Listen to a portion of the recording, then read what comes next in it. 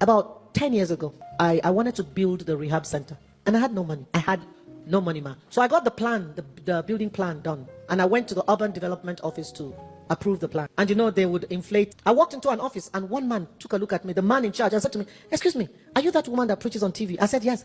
He said, "I've been praying to meet you one day.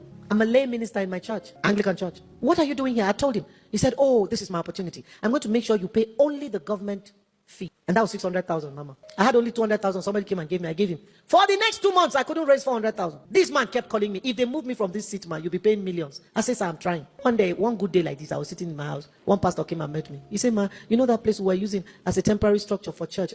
The owner of the place said we should leave." And this man was rescuing kidnappers, was rescuing cultists, sending them back to school. He had volunteers that would come and teach them. They would write O-level exams again and go back to school. The parents came and said, "Who is changing our children?" The church just exploded because the man was making a difference. And now they told him to leave the place. Of course, you know that was the devil. He said, "Ma, we found somewhere else." They say it's 250,000, but we don't have the money. "Ma, if we don't pay, the people will scatter." Immediately he said it, the Holy Spirit said to me, "Give him the money." I said, "From where? Is it not me and you here that have been trying to find 400,000? We cannot find it. Where am I going to get 250? He said, "Give him the money." A few days later, I traveled to Lagos to minister. This church, when the pastor hears I'm in Lagos, I'm not ministering for him. He will send somebody to bring money to me. So when I was going to his church now to preach for 4 days, I'm like, this pastor that dashes me money even when I'm not preaching. Only God knows how much he's going to give me on this trip. When I finished, he gave me a check. When I opened it, it was 250,000. And God said to me, "I don't want you to mistake whose money it is." I said, "God, you are collecting all. I have 400,000. He said, "Give him the money." I was not a cheerful giver. I did not give cheerfully. I was sad. I said, "For the pastor, come." He came. I said, "Take." He said, "Ma, the people that gave us the place gave me 3 days yesterday. That if I don't pay, somebody has come to offer more money." He said, "Ma, I told them to give me 3 days that my God will do something." He said, "Ma, today is day 2 and you are giving me this money." He said to me, "Ma, you will see God."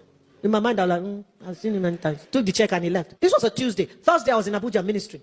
I was ministering in 2 churches, Thursday and Friday in one, Saturday and Sunday in another. When I finished in the first church, they gave me an envelope. I looked in it, there was 350,000. I said, "Hey, God returned my money plus Jara. Father, thank you." I took my books and my CDs there. They bought worth 100,000. So I left that church with 450,000. I went to the next church and finished ministering. They gave me a check. It was 400,000. God gave me back the money I gave 3 times plus 100,000. So I was rejoicing. At least I'll go and pay for the plan approval. Then the pastor of the first church sent for me and said, "I've been hearing you talk about, you are believing God for your building, nothing is happening." Said, "Take." I said, "No, I was given an honorarium the first day I finished."